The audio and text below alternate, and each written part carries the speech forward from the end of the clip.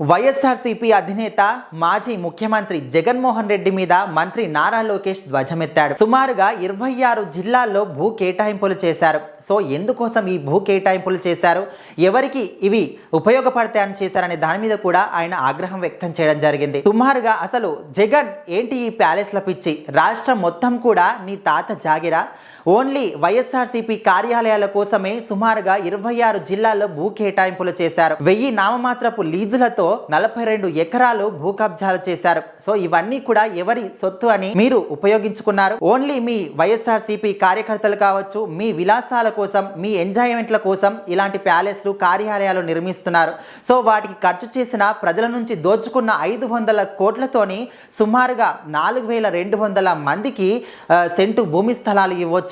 ప్రజల నుంచి దోచుకున్న 500 కోట్ల రూపాయలు, నువ్వు నీ ప్యాలెస్లు కట్టడానికి ఉపయోగించిన 500 కోట్ల రూపాయలు, ప్రజల కష్టార్జితాన్ని దోచుకున్న 500 కోట్ల రూపాయలతోని సుమారుగా 25,000 మందికి ఇల్లు కట్టించి ఇవ్వచ్చు.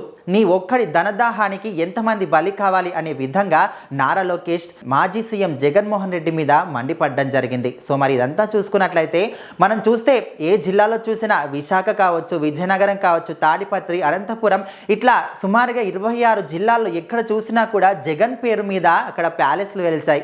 సో ఏ విధంగా, అందుకు అసలు ఎవరి కోసం అవి ఎందుకు ఉపయోగపడతాయి, ఒక ప్రజలకు ఉపయోగపడతాయా, వాళ్ళు మీటింగ్స్ పెట్టుకోవడానికి ఉపయోగపడతాయా, దేనికోసం? సో ఇలాంటివన్నీ చేశారు అనే విధంగా, అంటే ప్రజలకు ఏదైనా హెల్ప్ చేయడానికి కావచ్చు, వాళ్ళ సమస్యలు తీర్చడానికి కావచ్చు, ఏ ఊరు చూసినా, ఏ మండలం చూసినా, ఏ జిల్లా చూసినా ఎక్కడ కూడా రోడ్లు కూడా సరిగ్గా లేని పరిస్థితి మనం ఆంధ్రప్రదేశ్లో వైసీపీ పాలనలో చూసాం. సో అలాంటి దుస్థితి ఎదుర్కొన్న రాష్ట్రం సమస్యలు తీర్చడానికి ముందుకు రాని వైసీపీ గవర్నమెంట్ మరి ఇలా ప్రతి జిల్లాలో కూడా ఎక్కడ చూసినా ప్యాలెస్ల పేరు మీద ఇంద్రభవనాలు నిర్మించుకోవడానికి, జగన్ పేరు మీద ఇలాంటి ప్యాలెస్లు నిర్మించడానికి ఖర్చైన డబ్బు మరి అవన్నీ కూడా ఎక్కడి నుంచి వచ్చాయి, నీ సొంత డబ్బు ఖర్చు పెట్టావా, నీ సొంత ఆస్తుల నుంచి పెట్టావా అనే విధంగా కూడా నారా లోకేష్ అడగడం జరిగింది. సో మరి ఈ విధంగా మనం చూసుకున్నట్లయితే అలా ప్యాలెస్లకు పెట్టిన డబ్బు ఎంతో కొంత ప్రజలకు, పేదల కోసం ఉపయోగించుంటే ఇప్పుడు ప్రజల రాష్ట్ర పరిస్థితి మెరుగుపడి ఉండేది. నిరుద్యోగుల కోసం ఉపయోగించి ఉంటే వాళ్ళు మంచి పొజిషన్లో ఉండేవాళ్ళు, చదువుల కోసం ఉపయోగించి ఉంటే వాళ్ళ చదువులు మెరుగుపడి ఉండేవి.